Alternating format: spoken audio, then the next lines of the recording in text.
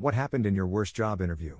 There was a traffic accident on the way there that caused my bus to be late, which meant I was just barely going to make it to the interview on time. Then the interviewer called me just as I was getting off the bus, with 5 minutes to go, and asked if I was coming in a very sour tone, at which point I should probably have realized that I had already lost the job. I got there a minute or two late, blundered through the entire interview because I was stressed as shit, and also having a medium rare mental health episode, and fucked up a competency test because I was stressed out by how badly the interview had gone.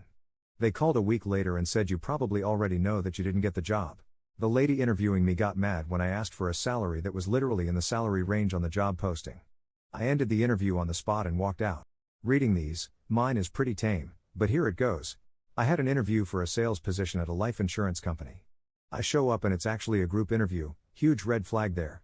One person audibly says "fuck this shit" and walks out 10 minutes in.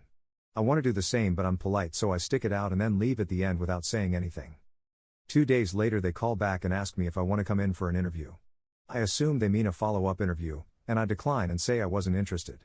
2 days later they call me again for the same thing.